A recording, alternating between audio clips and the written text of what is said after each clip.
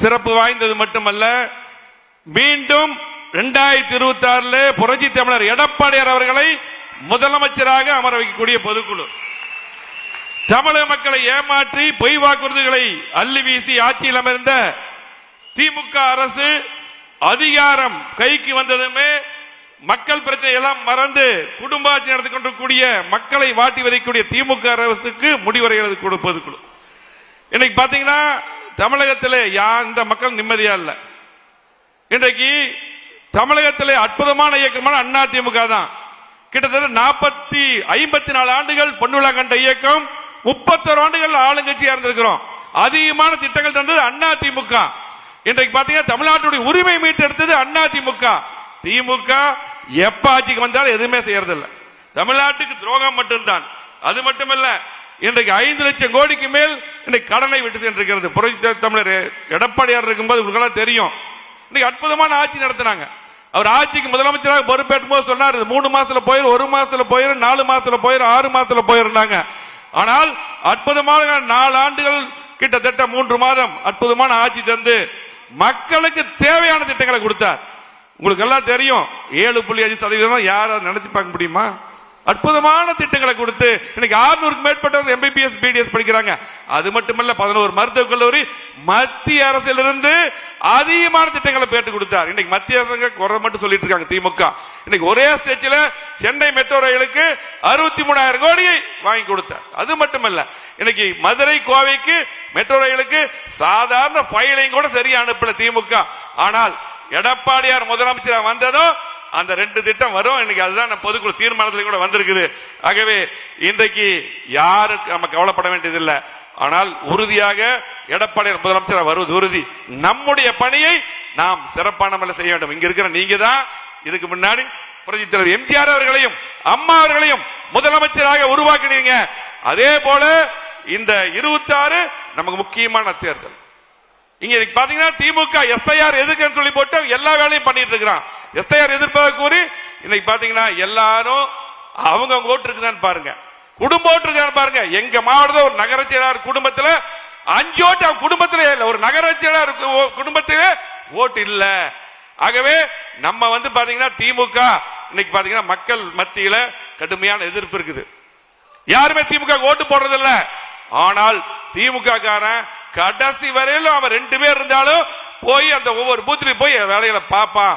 நம்ம 50 பேர் இருப்போம், நம்ம கண்டிப்பா நம்ம ஆட்சிக்கு வந்துருவோம், நம்ம தான் முதலமைச்சர், அண்ணன் தான் முதலமைச்சர் நினைச்சிட்டு அப்படி இருப்போம். ஆனால் நம்முடைய பணிகளை நம்ம சிறப்பா பண்ணோம். 2021 நம்ம ஆட்சிக்கு வர வேண்டியது நிச்சயமா நம்முடைய ஆட்சி. யாரு திமுக வர வேண்டும் என்ற ஓட்டமே போடல. 3% கிடையாது, கரெக்டா பார்த்தா 1.5% தான் திமுக ஆட்சிக்கு வந்தது. அதே போல பாத்தீங்கன்னா இன்றைக்கு நம்முடைய பணிகளை கண்டிப்பா சிறப்பா பண்ணணும்.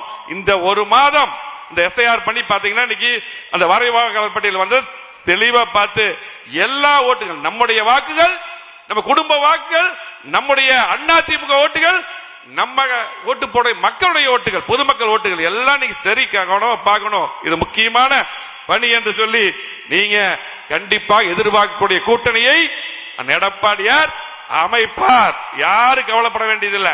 நீ பத்திரிகை ஊடகங்கள் CV சண்டன் தெளிவா பேசினார். பத்திரிகை ஊடகங்கள் நம்மளை பத்தி மட்டும் தான் பேசுவான். நம்மளை பத்தி பார்த்தா பேசினாதான் டிவி எல்லாரும் பார்ப்பாங்க. எல்லாருமே இன்னைக்கு அத்தனை பேருமே 4 பேருக்கு நம்மளை பத்தி பேசுவாங்க. அதெல்லாம் கவலைப்பட வேண்டியதில்லை. கண்டிப்பாக புரட்சித்துறை அம்மா அவர்கள் நாங்கெல்லாம் சில டைம் போய் ஏதாவது பத்திரிகை வந்து சொன்னா இந்த பத்திரிகையை படிக்கிறதுக்கு தான் உங்களுடைய அமைச்சரா போட்டணும்னு கேட்பாங்க. நீ போய் வேலை செய்யுப்பாங்க. அதே போல நம்முடைய பணி கண்டிப்பாக அண்ணா திமுக ஆட்சி உறுதி. இன்னைக்கு எந்த மக்களும் இன்னைக்கு திமுக ஓட்டு போடுறது இல்லை. தொழிலாளர்கள், தொழில் முதலீட்டாளர்கள், அதே போல திமுக எப்பவுமே ஓட்டு போட அரசு ஊழியர்கள் கூட இன்னைக்கு எதிர்பார்க்கிறாங்க. ஆகவே கண்டிப்பாக உறுதியாக எது நடக்கிறதோ இல்லையோ எடப்பாடியார் 2026 முதலமைச்சராக வருவார். அது மட்டுமல்ல, தமிழ்நாட்டுக்கு கிட்டத்தட்ட 4 வருடமாக எந்த திட்டமே கொடுக்கல. இன்னைக்கு சமீபத்தில் பாத்தீங்கன்னா கோவை மாவட்டத்தில் கிட்டத்தட்ட தமிழ்நாட்டிலே மிகப்பெரிய பாலத்தை கொடுத்தது எடப்பாடியார் அவர்கள். கிட்டத்தட்ட 1600 கோடிக்கு மேல கொடுத்தார். அந்த பாலத்தை அவங்க திறக்கிறாங்க.